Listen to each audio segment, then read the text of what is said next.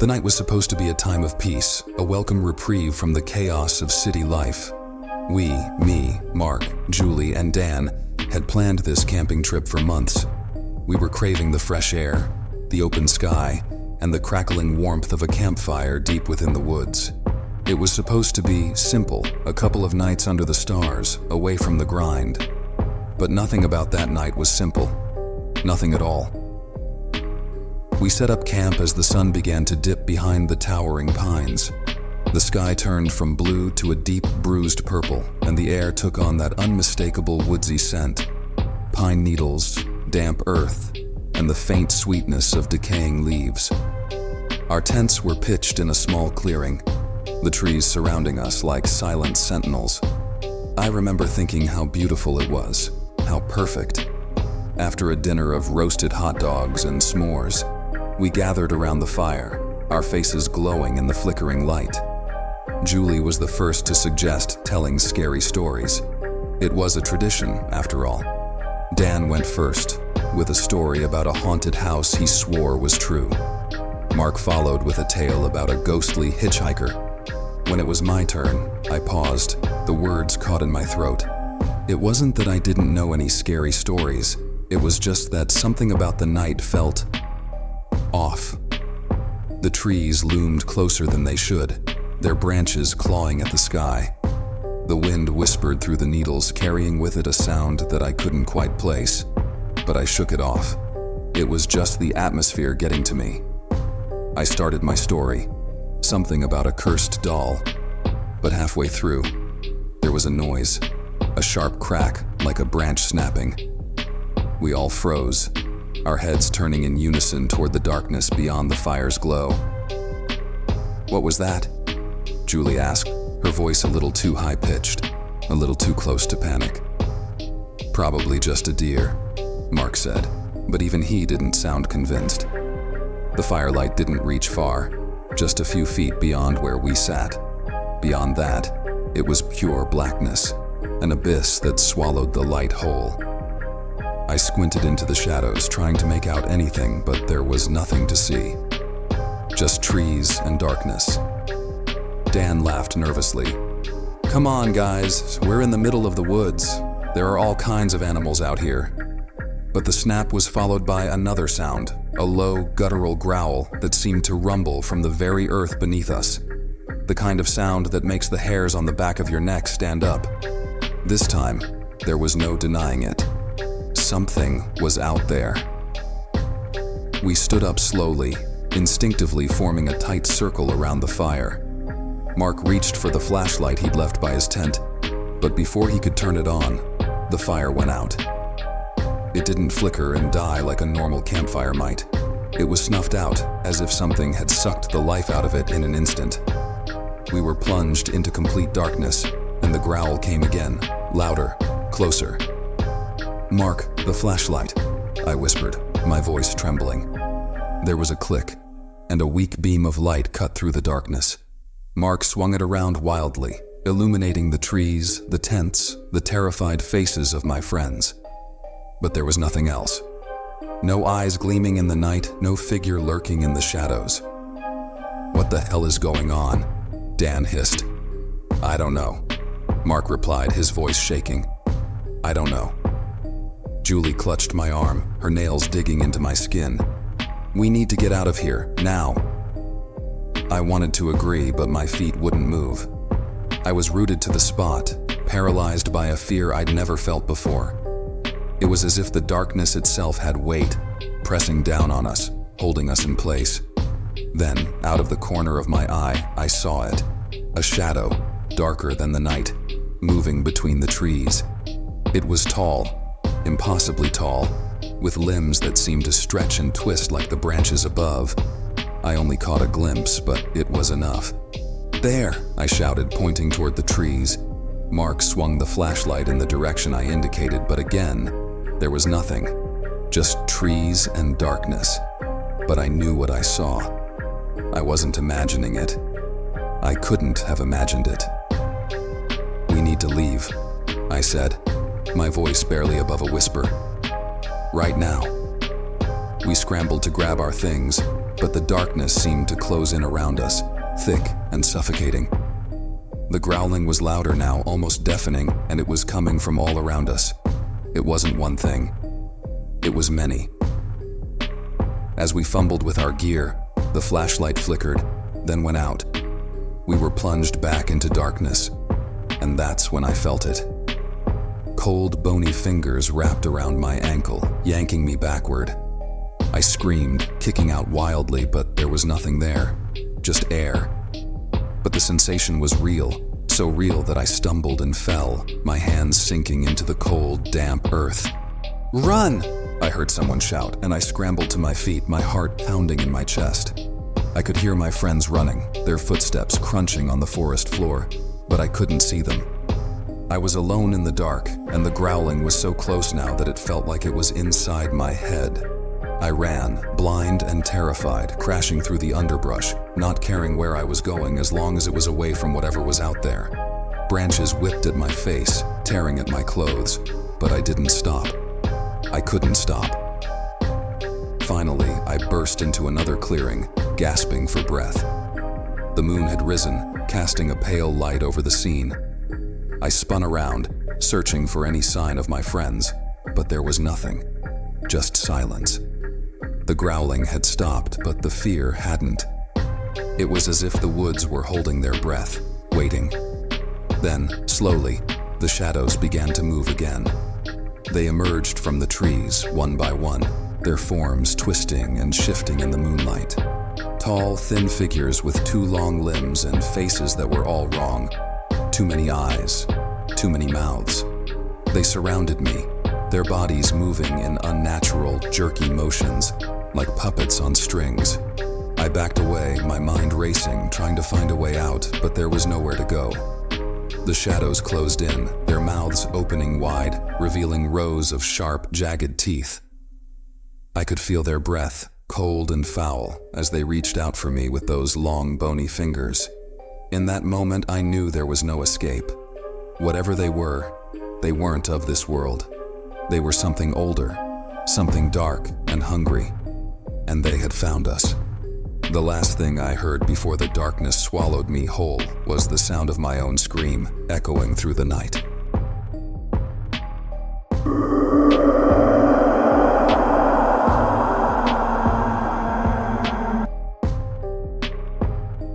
The drive had taken longer than expected.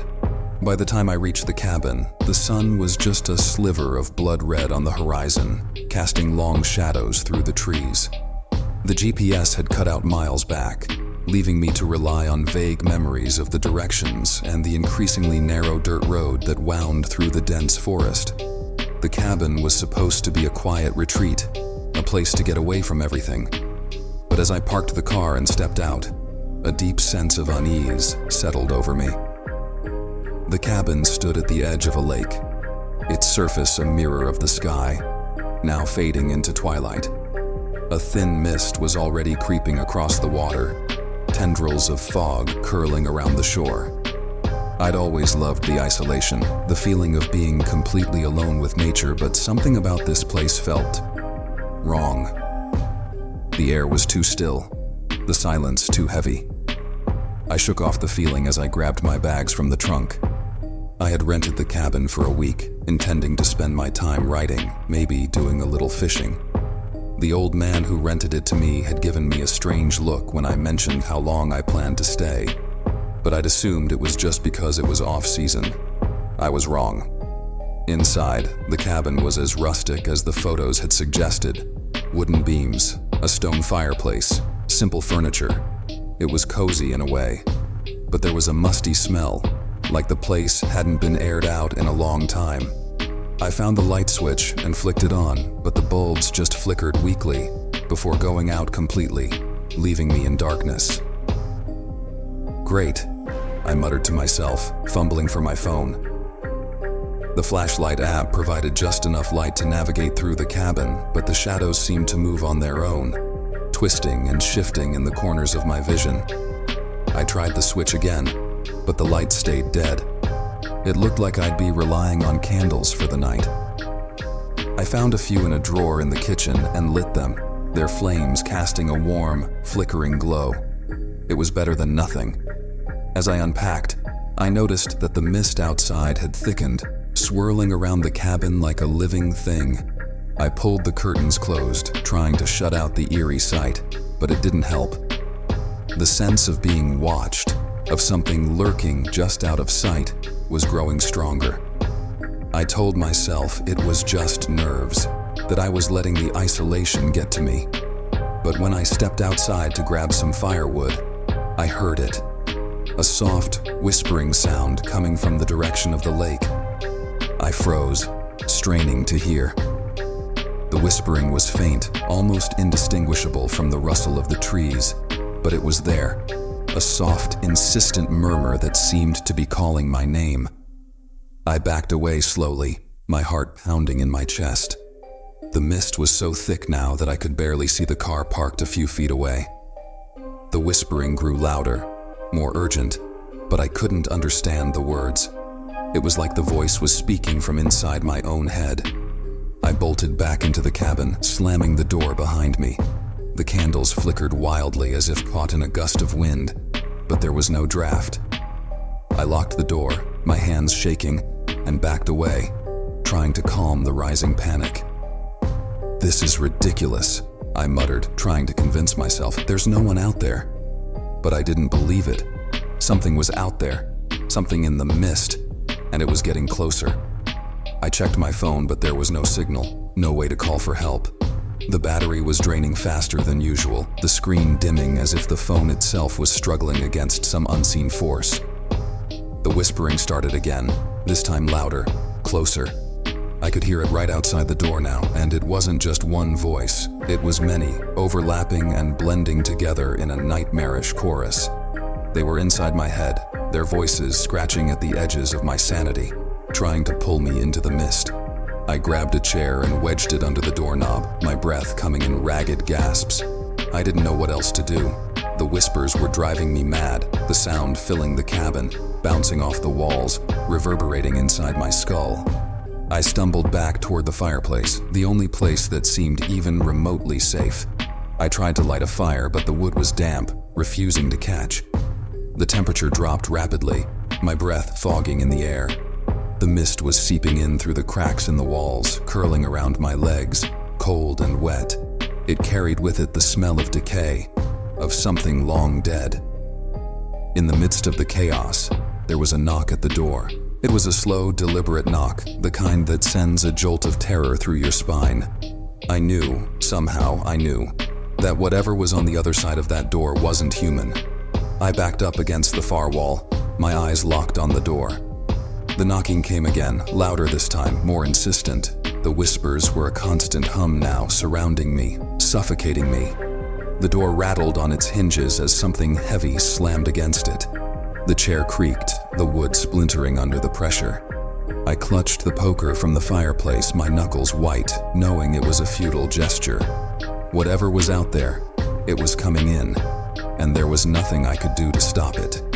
The door burst open, and the mist poured in, thick and suffocating, carrying with it a figure, a shadowy shape that moved with unnatural fluidity. It had no distinct form, shifting and writhing like smoke, but the eyes, God, the eyes, were clear. They were empty, black pits that seemed to swallow the light, drawing me in, pulling me toward them.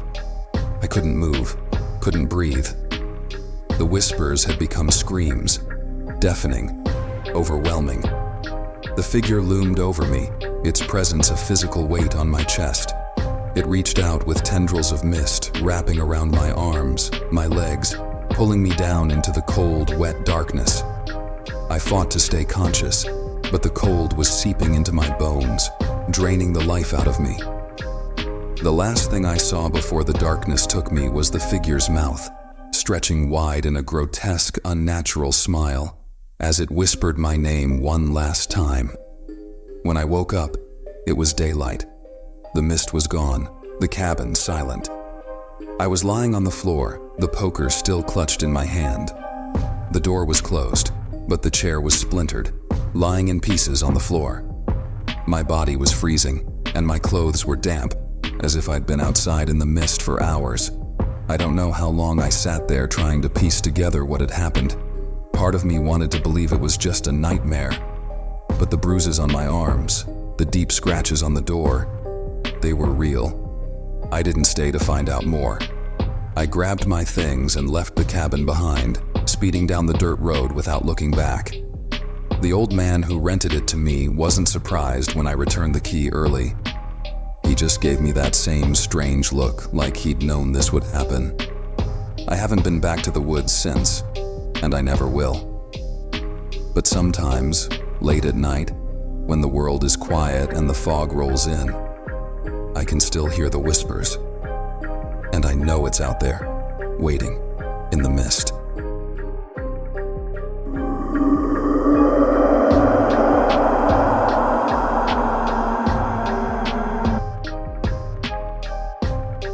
When I was younger, my father would always tell me stories about the Whispering Grove. He said it was an old part of the forest, where the trees stood so close together that they seemed to whisper secrets to each other. He warned me never to go there, that strange things happened to those who did. But like most kids, I thought it was just a way to keep me out of trouble. I never imagined that one day I would find myself lost in those very woods.